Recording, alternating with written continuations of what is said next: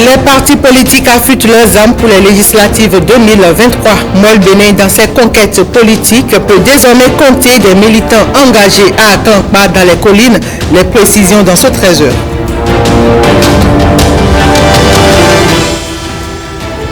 Alerte précoce pour des actions rapides, c'est la thématique cette année de la journée mondiale de la météorologie.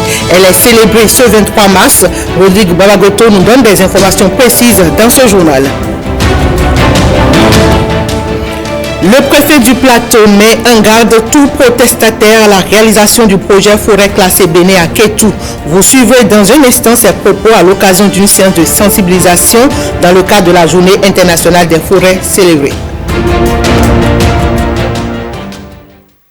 Bonjour et bienvenue au rendez-vous du 13h23 2023, une année électorale au Bénin. Les structures impliquées s'activent. Du côté de l'ANIP, l'opération d'enrôlement au RAVIP et de complément d'information est en cours. Il a démarré depuis peu sur toute l'étendue du territoire national. Un intérêt manifeste se fait sentir à Cotonou. Jennifer Sachivi et Petroni Lokosu pour plus de détails. Cet homme consulte la liste des personnes devant régulariser leur situation pour figurer sur la liste électorale informatisée. Nous sommes à l'école primaire publique de Bégamé Centre, dans le 11e arrondissement de Cotonou. Avant lui, certains citoyens ont pris connaissance de la liste. Ils viennent dans ce centre de vote pour compléter les informations ou se faire enrôler. Je suis venu me faire enrôler au RAVIP. Il y a 2 semaines, je l'avais déjà fait pour mon enfant. J'ai amené de la famille, mes nièces et ma belle-sœur pour le faire. Je voudrais exhorter tout le monde à se faire enrôler. Depuis le démarrage des opérations le jeudi 17 mars 2022, l'intérêt est évident dans le rang des populations. On a souvent de l'affluence à ce niveau, beaucoup d'affluence. Vous allez remarquer, ça a diminué un peu, sinon déjà à 6 heures, il y a pleinement du monde ici.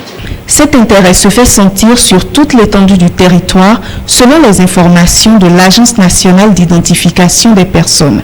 De la période du 17 au 19 mars, nous avons déjà enregistré 24 908 personnes pour la collecte de la liste électorale informatisée et 29 021 personnes qui ont déjà participé à l'enrôlement au RAVIP sur toute l'étendue du territoire national.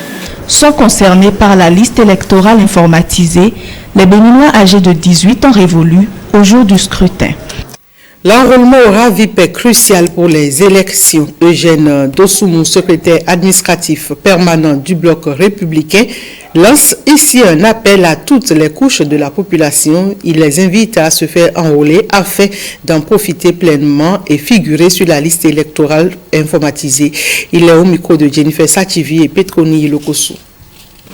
Lorsque les pouvoirs publics décident de construire soit des salles de classe, soit des centres de santé, soit des points d'eau quelque part, ils ont besoin de savoir combien sont les bénéficiaires d'une telle infrastructure socio-communautaire.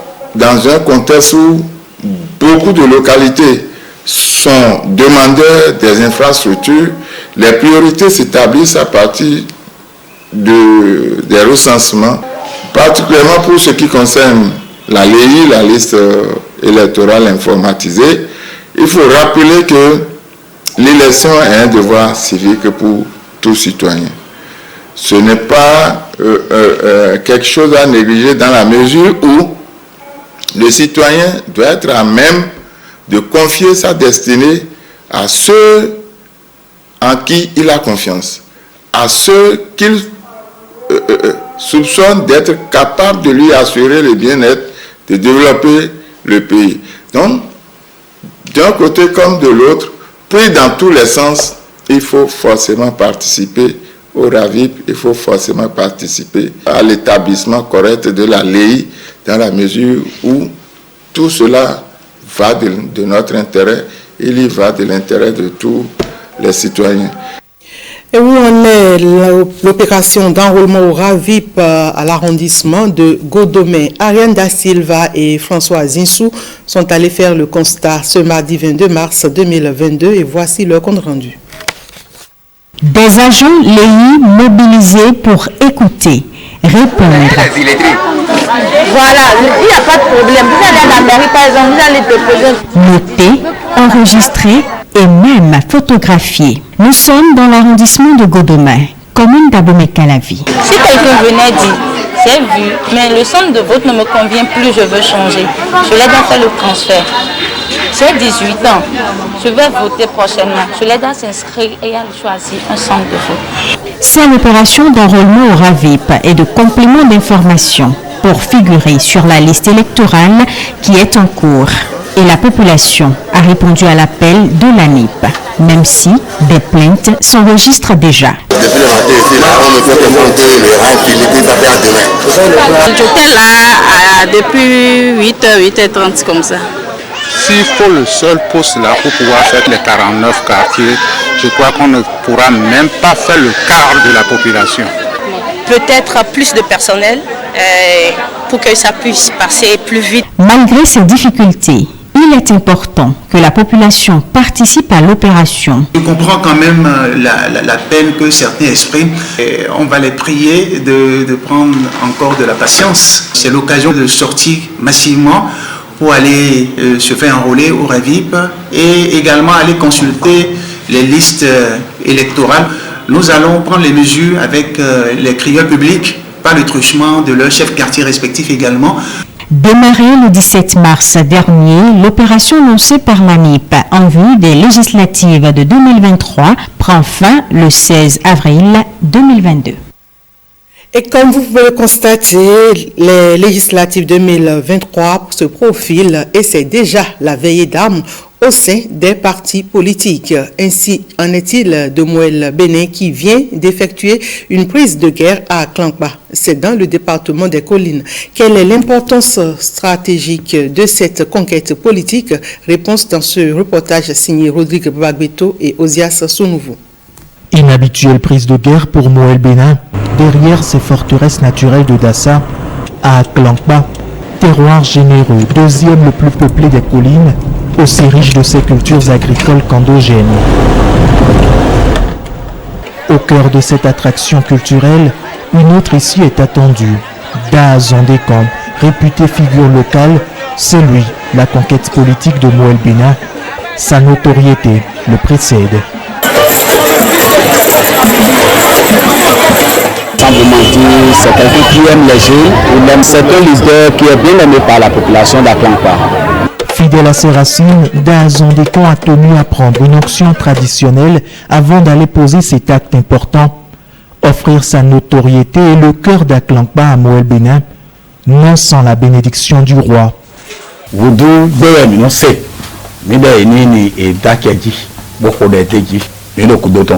Le roi dit, puisque les divinités ont béni, lui aussi a béni. Loin de toutes les bienveillances, Daz Andékan passe à l'acte. Je crois que chacun de nous a pris la route qui quitte Glazoué pour ici et vous avez vu l'état. Une distance de 32 km, nous la parcourons en 5 ou en 6 heures. C'est comme ça que nous avons reçu la main tendue du président du Moël Bénin. Par ma voix, aujourd'hui, Aklankba déclare son appartenance à Moël Bénin. On peut dire que c'est un tournant politique dans la vie du parti Moël Bénin, au moins en ce qui concerne le département des Collines. Daz Andékan n'est pas n'importe qui. Et Aklankba est le 4e arrondissement le plus peuplé du Bénin. Ce qui veut dire que celui qui gagne le cœur d'Aklankba a gagné les élections dans la 10e circonscription électorale. Pour Moël Bénin, la bataille des législatives de 2023 est ainsi engagée par une conquête de terrain, pouce par pouce. Je vous remercie. Audience au cabinet de la vice-présidente de la République. Ils se sont côtoyés à l'Assemblée nationale au début de la 8e législature. Aujourd'hui, l'une vice-présidente de la République et l'autre président de l'Assemblée nationale. Dans la matinée de ce mardi 22 mars, Mariam Tchabitalata et Louis Vlavonou ont eu une rencontre sous forme d'audience au cabinet de la vice-présidente de la République. Le point des échanges entre les deux personnalités, c'est avec Nicanor Kovi et Jean Nombumé. Après une nuit de pluie sur Cotonou, la chaleur des retrouvailles entre anciens collègues députés.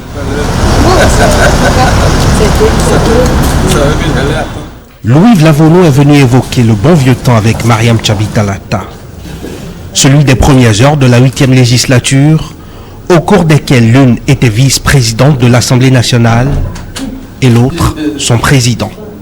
Selon le visiteur, en ces heures qui paraissent désormais lointaines, Mariam Tchabitalata était la dame de cœur du bureau de la 8e législature. Je me devais de venir lui rendre témoignage et profiter pour lui dire merci. Merci d'avoir fait le déplacement pour la décoration des députés. Reconnaissance ou pas, l'actualité sociopolitique du Bénin s'est invitée dans les échanges. La cherté de la vie en tête des sujets. Indépendamment de notre volonté, les prix montent. Et nous avons le devoir d'expliquer aux populations que ce n'est pas la politique interne qui est la cause. Ce n'est pas Talon qui est la cause. Ce ne sont pas les députés qui sont la cause, mais plutôt l'environnement international qui en est la cause. Pour le président de l'Assemblée nationale, le panier de la ménagère souffre des effets conjugués de la Covid-19, de la conjoncture mondiale et des conséquences immédiates de la guerre en Ukraine sur les marchés financiers et énergétiques, entre autres, et de partager avec la vice-présidente de la République ses réflexions pour soulager les populations. Consommer local, quand bien même au niveau local aussi, il y a la raréfaction au niveau de la production parce que les pays du Sahel qui viennent chercher nos produits ici. Tout ça là, nous avons essayé de partager cela pour que dans une synergie d'action, le gouvernement et l'Assemblée nationale regardent la même direction. Cette rencontre, des retrouvailles pour mieux réfléchir, des retrouvailles sur fond de consultation entre exécutif et législatif, en fin de compte. Aujourd'hui, 23 mars 2022, le monde entier célèbre la journée météorologique mondiale. La thématique cette année, alerte précoce pour des actions rapides. Plus tôt on alerte, plus vite on prend des actions en vue de limiter les dégâts. Mais pour alerter, il faut des informations et c'est ce que nous révèle ce reportage. On vous amène à la découverte des informations météorologiques et surtout nous précise comment le Bénin arrive à les recevoir. Les informations météorologiques au service de la prévention des catastrophes naturelles, suivons plutôt. Pluie abondante, sécheresse, orages et vents violents. Ces phénomènes météorologiques sont les plus spécifiques au Bénin. Avec le changement climatique, ils sont plus fréquents et occasionnent des dégâts importants. Seules les alertes précoces peuvent les limiter. Ces alertes proviennent d'ici. On se sert d'informations météorologiques pour prévenir les catastrophes. Les informations météorologiques sont obtenues à partir des données météorologiques qui sont traitées. Et pour avoir ces données, nous avons installé un peu partout dans notre pays des stations qu'on appelle des stations pluviométriques ou des stations synoptiques ou agroclimatiques qui enregistrent la température, la pluie, le vent. L'alerte précoce dont nous parlons, c'est émettre un message afin d'éviter le pire pour une catastrophe donnée. Dans son rapport 2020 sur la situation des services climatologiques, l'Organisation météorologique mondiale alerte. Une personne sur 3 n'est toujours pas couverte de manière adéquate par les systèmes d'alerte précoce. Ces systèmes sont indispensables pour prévenir efficacement les catastrophes. Mais pour avoir une prévision fiable, il faut un réseau d'observation météorologique dense et moderne. Aujourd'hui au Bénin, ce que Météo Bénin dispose ne suffit pas pour avoir une information très fiable. Cela ne voudra pas dire que les informations qui sont disponibles ne sont pas fiables. Aujourd'hui, on n'arrive pas à couvrir tout le territoire national de notre pays. Il y a une certaine norme que l'Organisation mondiale de la météorologie exige. Mais aujourd'hui, avec les réalités sur le terrain, nous, on n'arrive pas à respecter ces normes faute de moyens. Le changement climatique va continuer de représenter une menace croissante pendant les siècles à venir. Il apparaît donc essentiel de renforcer les capacités des services météorologiques. Je prends l'exemple du Burkina, où le système d'alerte précoce est très efficace, compte tenu du fait qu'ils ont un réseau météorologique dense. Nous pouvons également citer comme exemple le Mali ou le Sénégal, qui sont aussi très avancés en termes de dispositifs d'alerte précoce. Donc nous pouvons par exemple nous inspirer de l'expérience de ces pays-là. Et qu'est-ce que l'État fait? C'est que l'État met les moyens suffisants à la disposition de ces structures qui sont chargées de mettre les alertes précoces. Les informations météorologiques contribuent à sauver des vies et à protéger les moyens de subsistance des populations. Les populations qui opposeraient de la résistance à la réalisation du projet forêt classée Béné à Kétou auront à rencontrer la force publique sur leur chemin. C'est au détour d'une sensibilisation organisée à la faveur de la Journée internationale des forêts célébrée avant-hier lundi 21 mars, que le préfet du plateau Valais Sectonungbo a fait cette mise en garde aux protestataires. Calvador Armanou et Nathalie Doris Oulabi pour le compte-rendu. Depuis environ 3 ans, le projet Forêt classée Bénin appuie la Direction générale des eaux et forêts et chasses dans ses initiatives de reboisement des forêts classées. À cet effet, la forêt classée d'Adakblamé dans la commune de Kétou a bénéficié de plusieurs réalisations. Nous avons réalisé 1434 hectares d'acacia auriculiformis, du bois énergie. Et nous avons également réalisé quelques essences autochtones au nombre de, 18 hectares.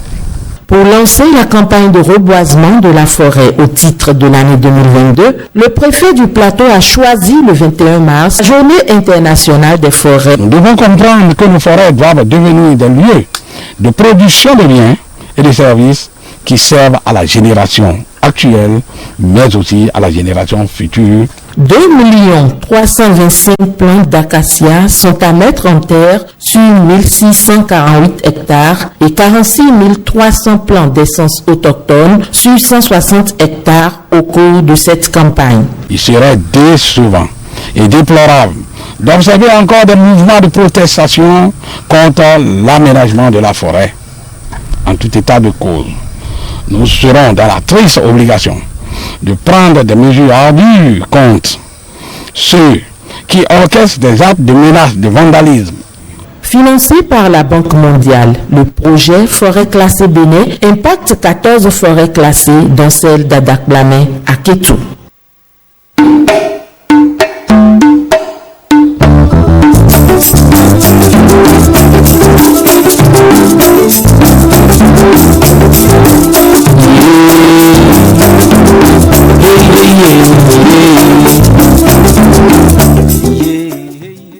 L'exposition des arts du Bénin d'hier et d'aujourd'hui, toujours en cours à la Marina. Le public manifeste un fort engouement pour cet événement qui célèbre le génie créateur béninois. Souvent le reportage de Lénaïk Agbazaou et Daniel Ada. Dans les entrailles du palais présidentiel, une foule de curieux. Cette salle d'exposition circonstancielle ne désemplit pas. Ça se passe super bien. Nous avons un guide qui essaie de nous expliquer, même s'il n'a pas assez de temps, il essaie de nous donner au moins un bref aperçu de ce qui s'est passé. J'ai beaucoup aimé ce que le président de la République a ramené au Bénin. Ça permet beaucoup aux Béninois de mieux connaître ce qu'il y avait dans leur pays auparavant et qui était à l'extérieur. Voyage dans le passé. Un passé chargé d'histoire et de symboles. Immersion dans la créativité artistique contemporaine. Un événement à double volet qui suscite naturellement l'intérêt des visiteurs. Le trône de Guézo m'a marqué par rapport à sa taille. je me pose la question comment il était sur ça et comment il faisait. Ça m'a fait plaisir parce que je n'ai jamais vu ça. Et depuis la restitution, ça m'a permis au fait de savoir qu'il y a telle ou telle chose qui a été fabriquée par nos artisans et autres. En quelque sorte, c'est l'histoire de notre pays, les rois, comment ils ont vécu et autant. Ça m'a vraiment touché. De l'émotion au contact visuel des œuvres exposées. Des photos pour immortaliser cette visite. L'émotion a été grande quand nous imaginons dans quel contexte ces œuvres ont été déportées vers la France, dans quel contexte les colonisateurs ont vaincu nos aïeux pour pouvoir déporter ces œuvres, mais qu'aujourd'hui ces œuvres soient sur la terre béninoise, c'est une grande joie pour nous. Art du Bénin, d'hier et d'aujourd'hui, ça vaut le détour. Pour votre plaisir et celui de vos enfants, la découverte des trésors royaux et de l'art contemporain du Bénin se poursuit avec l'atelier de pratique artistique. Public et gratuit pour vos enfants de 4 à 12 ans, c'est tous les samedis et dimanches à l'espace animation de l'Expo Art du Bénin, de 10h à midi et de 14h à 16h à intervalle d'une heure par atelier. Inscription à l'accueil ou www.expoartbenin.lj/atelier-pédagogique. Renseignements au 00229 56 98 10 82.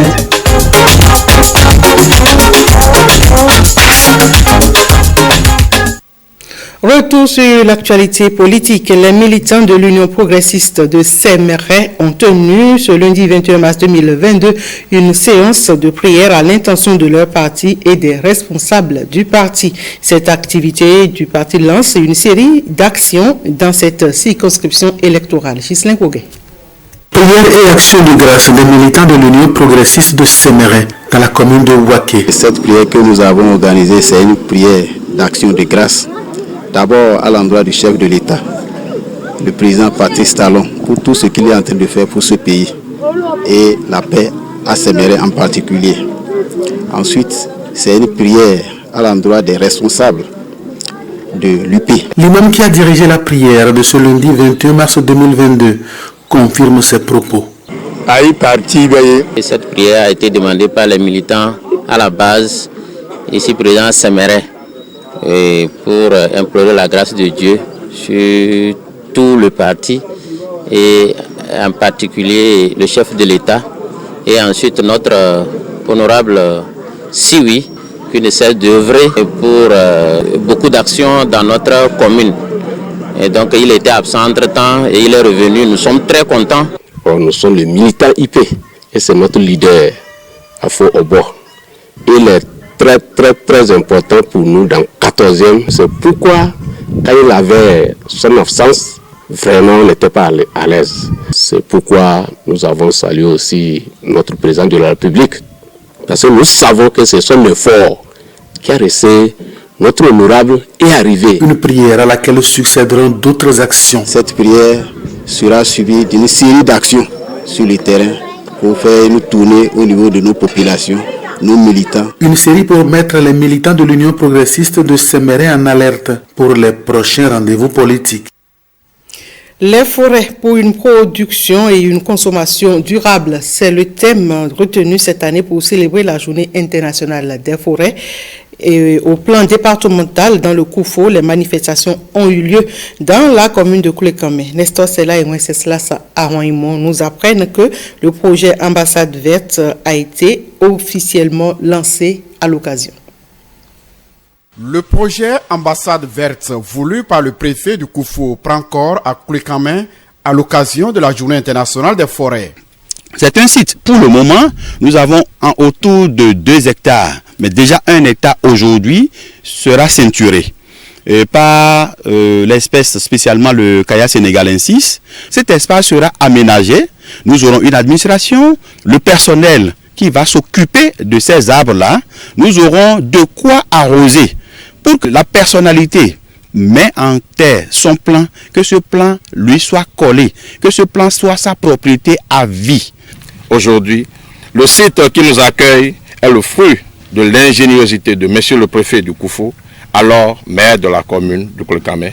Pour l'entretien régulier des plans, ces personnalités devront payer un montant par mois qui sera décidé en conseil. Les forêts sont des réservoirs de biodiversité et de carbone qui concilient des enjeux économiques et écologiques. À ce titre, mesdames et messieurs, elle mérite d'être célébrée.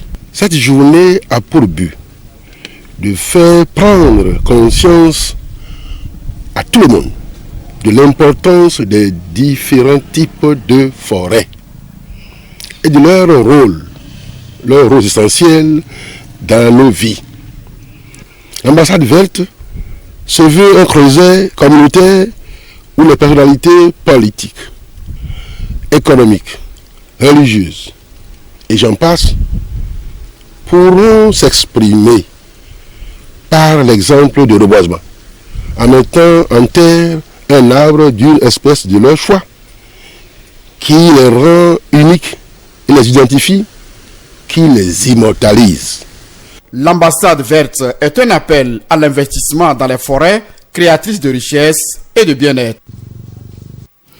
Les occupants du centre de promotion de l'artisanat CPA de Cotonou doivent bientôt libérer les lieux afin de permettre la mise en œuvre du projet UNAFRICA. Mais comment s'y préparent les occupants du CPA? Une équipe de notre rédaction est allée enquêter sur place. Le reportage est signé Ariel Metaou et Ernest Tetebou. Au centre de promotion de l'artisanat de Cotonou CPA, plus rien n'est comme avant. Le stress engendré par l'annonce des opérations de libération de ce domaine n'est toujours pas dissipé. Depuis qu'on nous a dit que nous allons déménager de cette maison, je vous jure, la maison a perdu sa valeur. Laissez-moi vous dire, franchement, toutes les activités ont baissé. C'est comme si déjà nous ne sommes plus dans la maison. Et déjà, des gens nous appellent par-ci, par-là. Vous êtes toujours là, bien, vous êtes déjà parti. Tu as de connaissances, les gens vont venir acheter chez toi. Si tu n'as pas de connaissances, tu restes. Si Dieu fera, les gens vont venir acheter chez toi. L'affluence, c'est ça, totalement baissé. Pour les nouveaux clients, oui, c'est ça, le problème va se poser. Les artisans du CPA ont exprimé leur inquiétude et sollicitent l'aide du gouvernement pour ne pas perdre leur clientèle. À notre niveau, on a nos clients qui viennent ici, on les prépare bien. Il faut dire que d'ici là, on ne serait plus ici. C'est un centre artisanal, on est nombreux dedans. Si on nous déménage d'ici, je crois que l'État saura comment faire pour augmenter encore les clients verts. Dans la perspective de mise en œuvre du projet UNAFRICA, un recensement a été fait pour faciliter l'attribution des stands. Plus que le déguerpissement, les artisans du CPA se préoccupent davantage de la place de leur corporation dans la chaîne de valeur ajoutée. L'artisanat a une valeur. Nous tous ne pouvons pas être des joueurs de tam-tam qui va danser. Les artisans du centre de promotion de l'artisanat disposent encore de quelques mois pour libérer les lieux. L'Union islamique du Bénin, UIB, dispose désormais d'une représentation au niveau du Borgou. Les membres du bureau départemental de cette association ont été installés samedi dernier et c'était à la faveur d'une assemblée générale présidée par une délégation du bureau national.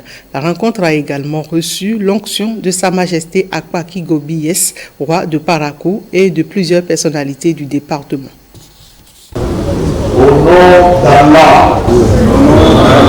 Ils sont au nombre de 14 personnes mandatées pour accompagner durant les 5 prochaines années Mohamed Youssouf Wakaya, le président désigné du bureau départemental de l'Union islamique du Bénin. L'Assemblée générale de ce jour est une étape capitale dans le processus de normalisation que nous espérons depuis longtemps.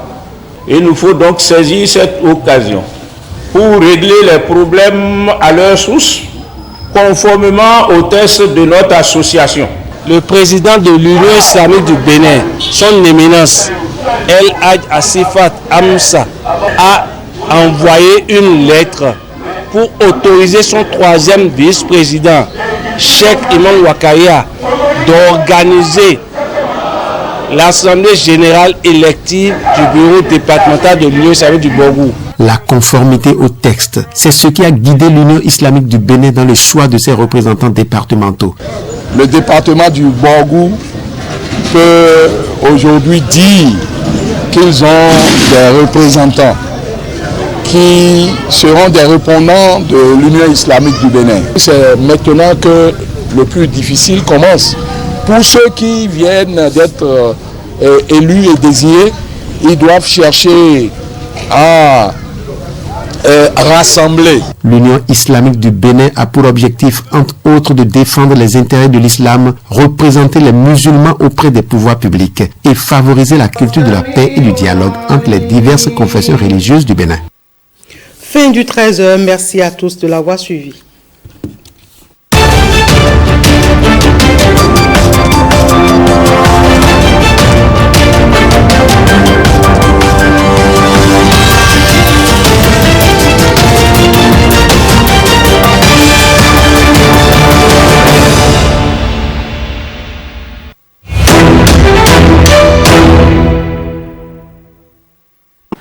Au Bénin, selon les estimations du rapport synthèse sur la vision nationale de l'eau en l'an 2025, environ 18% des ressources en eau souterraine et 40% des ressources en eau de surface seront sollicitées pour couvrir les besoins en eau des populations béninoises dans les différentes branches d'activité.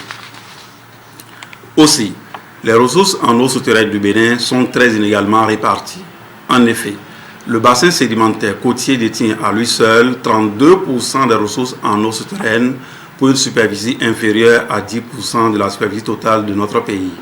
La commémoration de cette journée vient nous rappeler, chers compatriotes, l'urgente nécessité de protéger ces eaux de la surexploitation et surtout de la pollution qui les menace actuellement, car cela mènerait à l'épuisement de ces ressources, à des surcoûts dans les traitements, voire une impossibilité de les utiliser.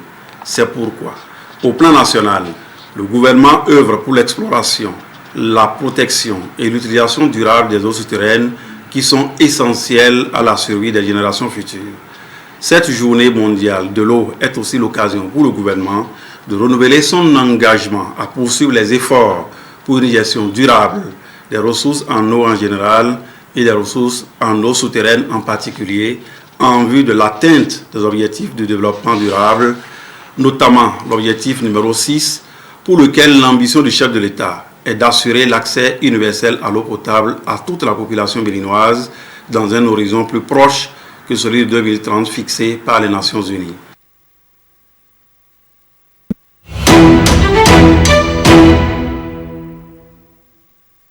Autour d'une activité sportive cérébrale, Move Africa mobilise dans une ambiance saine la jeunesse béninoise.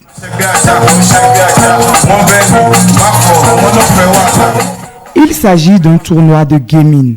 2 jeux ont été mis à la disposition des gamers. Le gaming aujourd'hui, on a des attributs physiques à mettre en valeur et aussi des activités cérébrales. Et tous ces détails-là rentrent aujourd'hui dans ce qu'on appelle le gaming et ce qui compose une dépense énergétique aussi pour le corps. Donc le gaming est plus qu'une activité sportive, si je peux me permettre de dire ça comme ça. Aujourd'hui, il y a 2 disciplines, Tekken, FIFA. Et moi, je joue à beaucoup de jeux. Je joue justement d'ailleurs même à ces 2 jeux. Mais je ne peux participer qu'à un seul aujourd'hui qui sera FIFA. Vous connaissez déjà le football classique. C'est une représentation, c'est une simulation du jeu de foot classique. Donc les connaissances qu'il faut pour réaliser ce qu'il faut sur le terrain, c'est des trucs qui sont appris. Je joue à un jeu de combat qui s'appelle Tekken 7. Donc voilà, c'est un jeu de combat où il y a une personne qui affronte une autre personne. Et grâce à une PS4 et à une manette et un écran. Pour remporter un combat de Tekken, il faut gagner 2 rounds sur 3.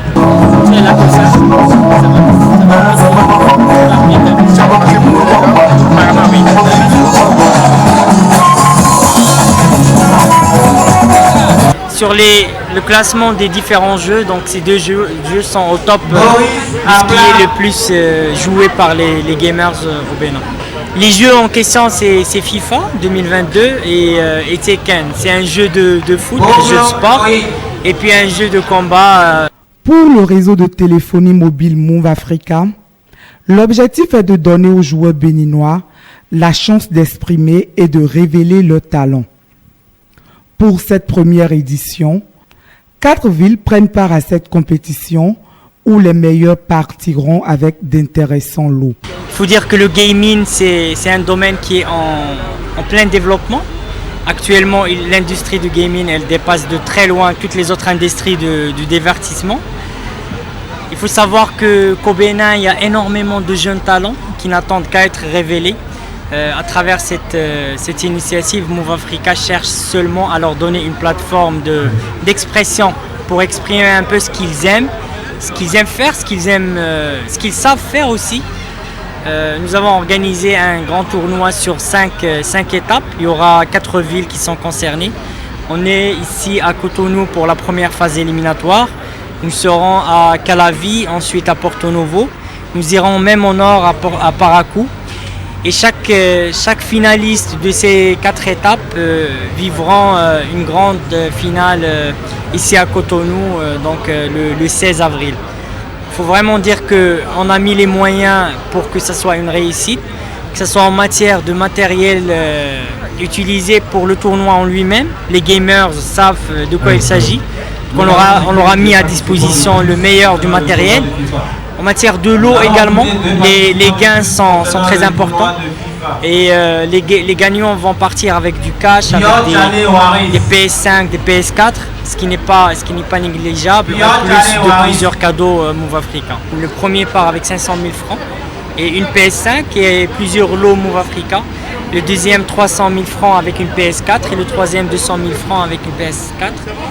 Et à chaque fois des lots de Move Africa. Le total des gains c'est autour de 2 millions. En plus de plusieurs PS, donc ça fait quand même un cadeau qu'on fait à cette jeunesse qui est assez conséquent. Donc c'est pour la jeunesse béninoise qui est friande de ce genre d'événement, qui n'attend en fait que ce genre d'événement pour s'exprimer.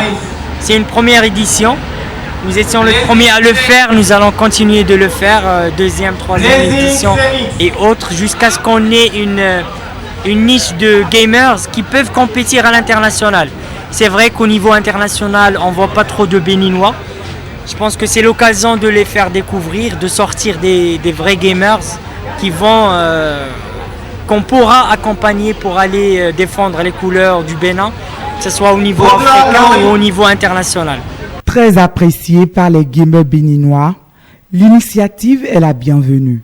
Le niveau international est très grand, et rien que dans la sous-région, même ici, nous aussi, je dois donner l'exemple du Togo, Côte d'Ivoire, Sénégal, c'est des pays qui ont des gamers très élevés. Le Bénin n'est peut-être pas au même niveau que ces pays sur le plan gaming, mais il y a de la qualité parmi les joueurs, parmi les représentants du gaming béninois.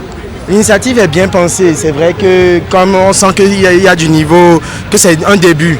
On sent que c'est un début parce qu'on a été habitué. Moi, je vais à l'international pour gamer aussi. Donc, je connais les différents caractères qu'il y a à mettre en place. Donc, on sent vraiment que c'est un début. Mais je pense que à une allure donnée, ça va mieux aller. Ça va donner quelque chose de très intéressant. Il n'y a pas de compétition au Bénin par rapport au tournoi de gaming et tout. Donc, c'est déjà très bien. Et j'espère que nous allons avancer dans cette optique. Après la phase de Cotonou, les autres villes concernées s'activent. Les yeux sont rivés sur la grande finale du Challenge des gamers, prévue à Cotonou le 16 avril prochain.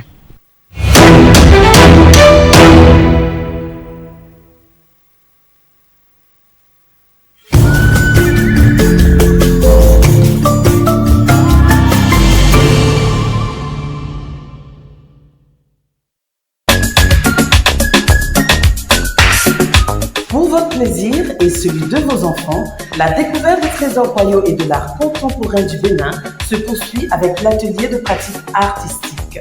Public et gratuit pour vos enfants de 4 à 12 ans, c'est tous les samedis et dimanches à l'espace animation de l'Expo Art du Bénin de 10h à midi et de 14h à 16h à intervalle d'1 heure par atelier.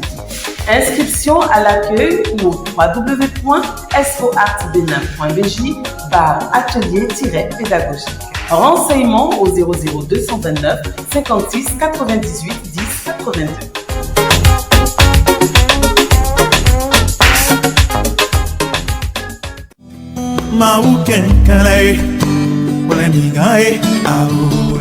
Du 20 février au 22 mai 2022, la présidence vous ouvre ses portes pour une immersion publique et gratuite dans plus de 3 siècles d'histoire de l'art du Bénin. Venez découvrir les trésors royaux restitués par la France, tout en vous plongeant dans la création contemporaine des artistes du Bénin et de sa diaspora. L'art du Bénin d'hier et d'aujourd'hui se révèle à vous tous les jeudis au vendredi de 15h à 18h30 et samedi dimanche de 10h à 18h30. Renseignements www.expoartbenin.bj et réseaux sociaux.